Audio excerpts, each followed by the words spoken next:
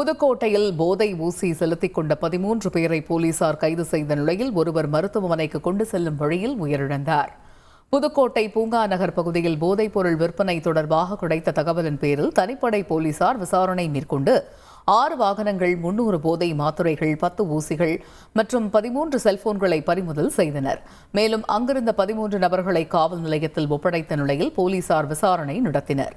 பின்னர் வெள்ளனூர் காவல் நிலையத்திற்கு அழைத்து சென்று விசாரிக்க போலீசார் திட்டமிட்டு வாகனத்தில் ஏற்றும் பொழுது விக்னேஷ் என்பவர் சுயநினைவின்றி இருந்ததாக கூறப்படுகிறது. அவரை புதுக்கோட்டை அரசு மருத்துவக் கல்லூரி மருத்துவமனையில் சிகிச்சைக்காக கொண்டு சென்றபோது அவர் ஏற்கனவே இறந்துவிட்டதாக மருத்துவர்கள் தெரிவித்தனர். இதனிடையே போலீஸ் விசாரணையின் பொழுது விக்னேஷ் இறந்துவிட்டதாக கூறி அவரது உறவினர்கள் மருத்துவமனையில் வாக்குவாதத்தில் ஈடுபட்டனர். இந்த நிலையில் விக்னேஷுக்கு உடல்நலம் பாதிக்கப்பட்டதால் அவரது உறவினர் பாலாவிடம் அவரை அழைத்துச் செல்லுமாறு கூறியதாகவும், ஆனால் அவர்தான் மருத்துவமனைக்கு கொண்டு வந்ததாகவும், விக்னேஷை போலீசார் மருத்துவமனைக்கு அழைத்துச் செல்லவில்லை என்றும் காவல்துறை தரப்பில் விளக்கம் அளிக்கப்பட்டுள்ளது. செய்திகளை உடனுக்குடன் தெரிந்து கொள்ள உடனே சப்ஸ்கிரைப் பண்ணுங்க.